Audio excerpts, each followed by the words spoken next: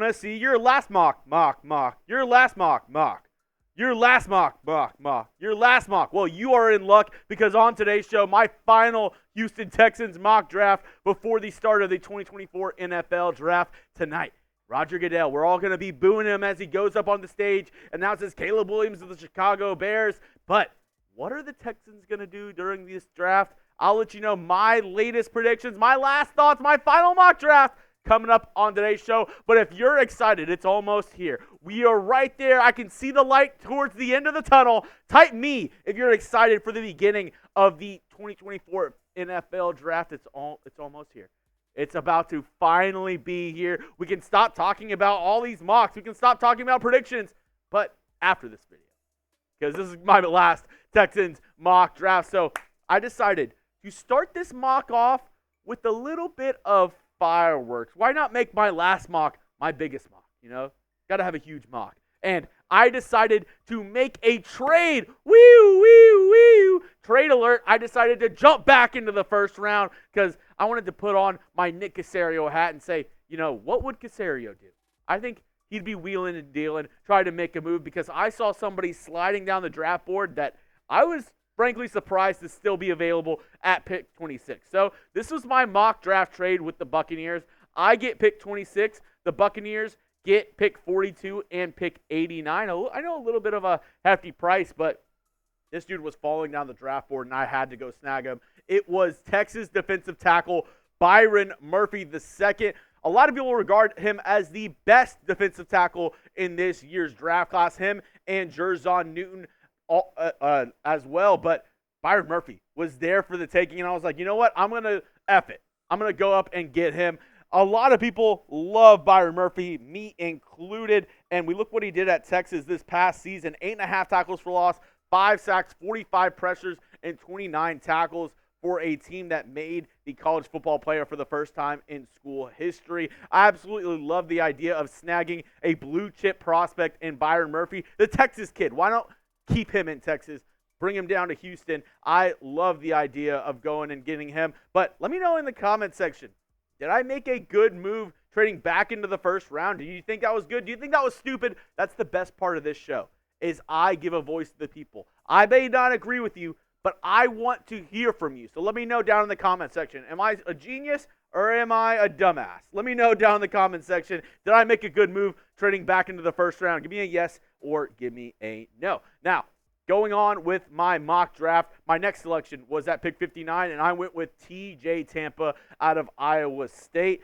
You got to go out and get that cornerback. I love building up this defense at the beginning of this draft, and TJ Tampa is somebody who I could honestly see starting for this Texans team next year. His PFF grades last year for the Cyclones, a 75.8 overall grade, a zone coverage grade of 75.8 as well, man coverage grade of 69.3, run defense grade of 66. Not the best, but I still love the idea of getting TJ Tampa, who specializes in zone coverage, something the Texans do quite a bit. And when looking at this cornerback depth chart for the Houston Texans, which should be a little bit lower in there you go, they didn't really address the cornerback 2 like I thought they would. I mean, there's still a lot of free agents out there if the Texans don't get somebody in the draft, but Jeff Okudah, CJ Henderson, they don't bring a lot of, security with me in being the cornerback number 2. That's why I went out and got TJ Tampa. Now, the Texans, because I traded that third-round pick, they didn't pick until pick 123 in the fourth round, and I went and got Trevin Wallace, linebacker from the University of Kentucky. Underrated in my opinion. I think he's a pretty good linebacker prospect this year. 80 tackles, 5.5 sacks last year for the Wildcats. And this Texans linebacking room, also, they just signed Phillips from formerly of the Cleveland Browns, so he should be on here as well. But the starters right as of right now, Christian Harris, Azeez Al-Shire, and Henry To'o.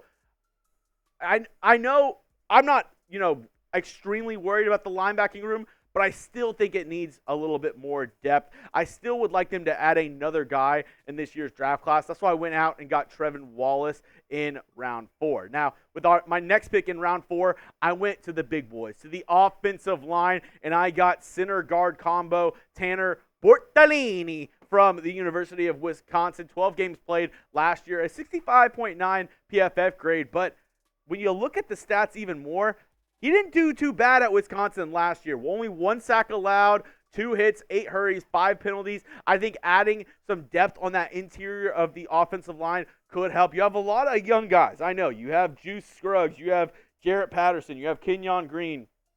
But I think adding somebody can't hurt to that competition on the interior of the offensive line. Now, coming up, the rest of my final Texans mock draft. But before we get into all of that jazz, I got to give y'all an opportunity to get the new threads, the new unis, the cleanest uniforms in the National Football League.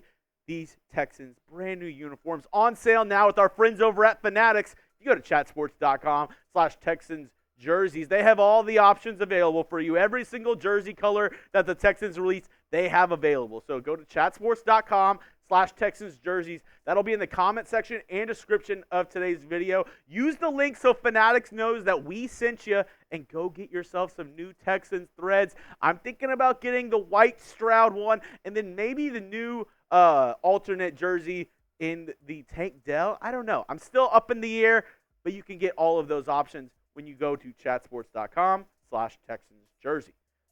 Now, with my next pick in my Texans mock draft at pick 188, I went linebacker again. I double dipped because I didn't love everybody else on the board. And Nathaniel Watson, I had him pretty highly rated. And since he was still on the board, I went with a little best player available, some value here with Watson, the linebacker out of Mississippi State. 137 tackles last season, 10 sacks, 2 forced fumbles for Watson. I love what he brings to the table. I think adding 2 guys at the linebacker spot, I wouldn't mind that whatsoever. And I'll kind of get into my thought process later on of why I went linebacker here, because between my picks in round 4 to now, all the safeties were off the board. There was nobody left that I really liked at the safety position. So I'll tell you what my plan is for that in just a moment. But the Texans actually have back-to-back picks here. So at pick 189, I went with Luke McCaffrey, wide receiver from Rice. I know a lot of y'all really like the idea of picking up McCaffrey, and so do I. At pick 189,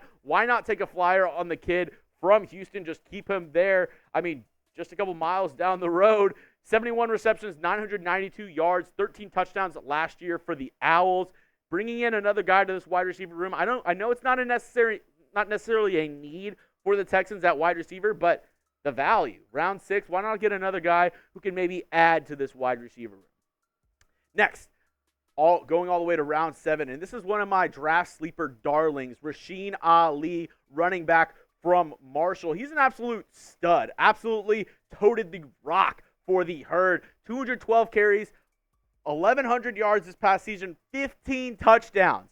Let me say that again, 15 touchdowns last year for Rasheen Ali. The idea of going out and getting him, I absolutely love adding to this running back room, especially late in this draft, because there's not going to be a lot of running backs taken early on in the draft process, but Rasheen Ali could be a sneaky sleeper to get on day 3. And my last pick for the Texans, another value pick, Eric All at tight end. 21 receptions, 299 yards. I know it's not really eye-popping for the Iowa tight end, but the year prior he played at Michigan was really, really good. The upsides there, 6'5", 250 pounds. Adding to this tight end room, I know you re-signed Dalton Schultz. You have Brevin Jordan, but Tegan Quatoriano has been often hurt. And then besides that, you really don't have a ton of depth besides Dalton Keene. So adding Eric All with my last pick, I would love the addition of that for this Texans tight end room. And with this mock, I'll add this. I know I didn't address the safety position because I really didn't like the safeties that were available for the Texans in round 4 and in round 6. So in addition to this mock draft, my last part of the mock would be I would sign Justin Simmons in free agency after the NFL draft is over. This would be my last draft pick for the Texans, technically free agency. But this is what I would do if I was the Texans, and this was the mock that I laid out. So let me know down in the comment section. I'll show you my mock one more time. Grade my final mock draft, A, B, C, D, or F. I went with Byron Murphy, TJ Tampa, Trevin Wallace, Tanor, Bortolini. Then I went with Nathaniel Watson, Christian McCaffrey, or should say Luke McCaffrey, sorry.